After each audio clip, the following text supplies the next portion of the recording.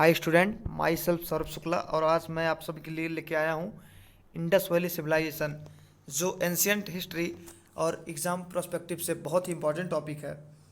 आज हम बात करेंगे सिंधु घाटी सभ्यता के विस्तार के बारे में, उसकी उत्पत्ति, उसकी कला, उसका संस्कृति, आर्थिक जीवन, नगर नियोजन आदि के बारे में आगे डिस्कस करेंगे। सबसे पहले हम देखते हैं कि इसका विस्तार काल कब तक रहा। यह 2500 ईसा पूर्व से 1750 ईसा पूर्व तक रहा। हालांकि 200 वर्ष पहले ही इसकी पृष्ठभूमि बननी तैयार हो चुकी थी, इसलिए आप किसी किसी किताब में आप 2700 से ही पा जाएंगे। इसका उत्खननकार जॉन मार्शल की अगुवाई में राय बहादुर दयाराम साहनी ने 1921 में शुरू कराई और इसका प्रमुख स्थल हड़प्पा 1921 में खोजा गया। सिंधु घाटी सभ्यता का विस्तार अवधि 2500 से 1750 ईस्वी पूर्व माना जाता है। इस सभ्यता का विकास पंजाब, सिंध, बलूचिस्तान, गुजरात, राजस्थान, जम्मू कश्मीर, उत्तर प्रदेश का पश्चिमी क्षेत्र और थोड़ा बहुत मध्य प्रदेश के क्षेत्रों में माना जाता है। यह त्रिभुजाकार क्षेत्रफल था और 12,99,000 वर्ग किलोमीटर, इसलिए मैंने लगभग 13 लाख वर्ग किलोमीटर में लिख दिया है। यहाँ का नगर नियोजन बहुत ही विशेष योजना थी। नगरों में सड़कों व मकानों की जो निर्माण कार्य थी वो बहुत ही विशेष दर्जे की थी। यहाँ के मकानों में पक्की ईंटों के प्रयोग होते थे, सड़कें सीधी होती थीं, प्रत्येक सड़क और गली के दोनों ओर पक्की नालियाँ बनाई जाती थीं। नालियाँ पक्की व ढकी हुई होती थी। जैसे अभी भी गाँवों में नालियाँ ढकी हुई नहीं रहती हैं, परंतु सिंधु घाटी सभ्यता में जो उत्खनन कार्य उसके शहर जो मिले, जैसे हड़प्पा हो गए, मोहनजोदड़ो हो गए, वहाँ की जो नालियाँ मिली हैं वो ढकी हुई, फुल्ली कवरेड मिली हैं।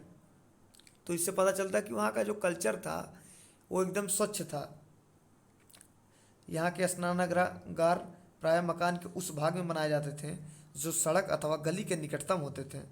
मोहनजोदड़ो में एक विशाल स्नानागार भी मिला है। इस स्नानागार का प्रयोग अनुष्ठानिक कार्य अर्थात पूजा पाठ में स्नान के लिए किया जाता था। अब हम बात कर लेते हैं यहाँ के आर्थिक जीवन की। तो यहाँ का मुख्य फसल था गेहूँ, जौ, क्योंकि इनका आर्थिक जीवन कृषि पर आधारित था। यह केला, नारियल, खजूर, अनार, नींबू, तरबूज आदि फलों से परिचित थे। यह उसका उपयोग करते थे खाने के लिए। कुबड़दार वृषभ की मुहरों पर अंकन बहुतायत में मिलते हैं। इनकी जो मुहरें मिलती हैं उस पे कुबड़दार वृषभ का अर्थात ये जानवर से भी परिचित थे, ये हाथी से परिचित थे। कहीं कहीं यह मिलता है कि यह अश्व से परिचित थे। कपड़ा बुनना तथा बढ़ईगिरी से भी परिचित थे। ये सूती वस्त्रों के अवशेषों से ज्ञात होता है कि यहाँ के निवासी कपास उगाना भी जाते थे। तो दोस्तों, आप अगर डीप में जाएंगे तो आपको पता चलेगा कि ये कपास उगाना, हथियार औजार निर्माण उद्योग, बर्तन निर्माण उद्योग, धातु निर्माण उद्योग, आभूषण निर्माण उद्योग आदि सभी निर्माणों से परिचित थे। यह इनके मतलब जो अवशेष मिलते हैं कहीं कहीं सुई, तकली, मतलब ये कढ़ाई बुनाई से भी परिचित थे।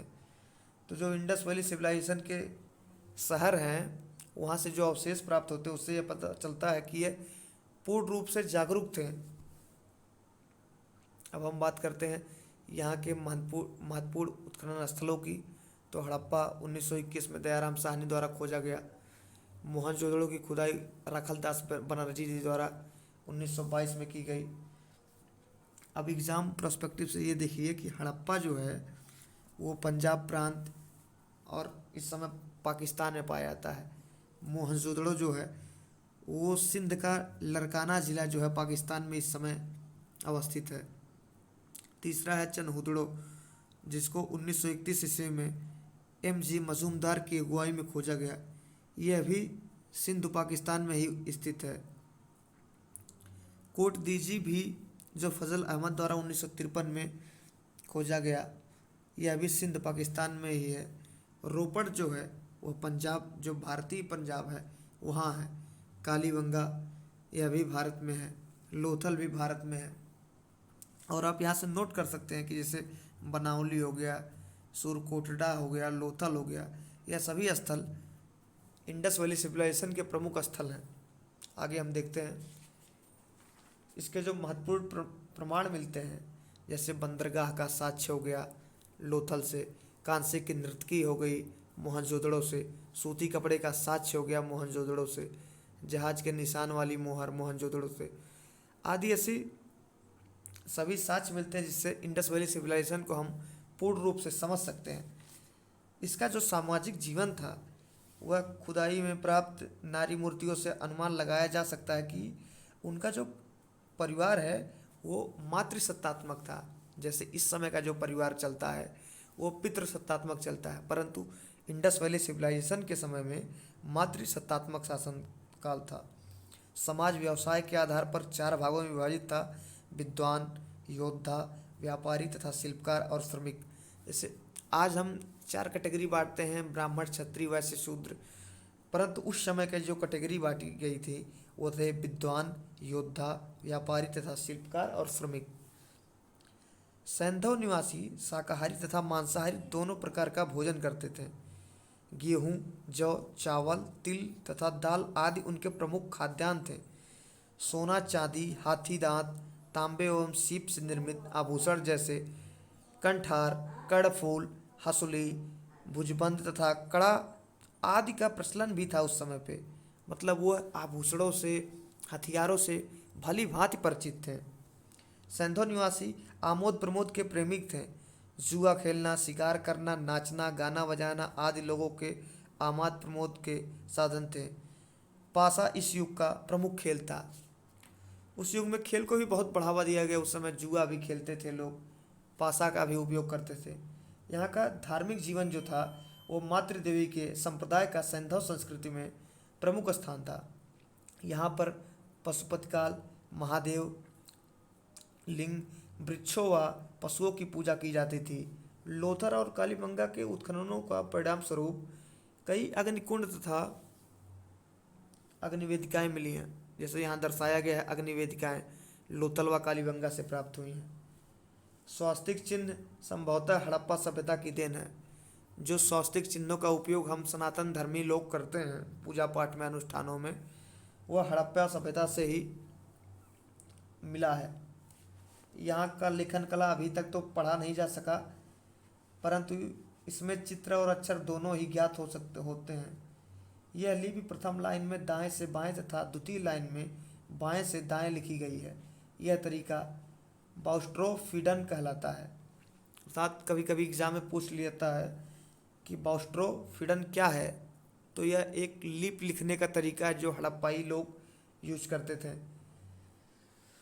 इस सभ्यता का अंत विभिन्न विद्वानों के अनुसार बहुत से तर्क दिए जाते हैं। कोई कहता है बाढ़, कोई कहता है भूकंप, कोई कहता है सामाजिक बिखराव, परंतु अभी कोई विद्वान इसको प्रूफ नहीं कर पाया।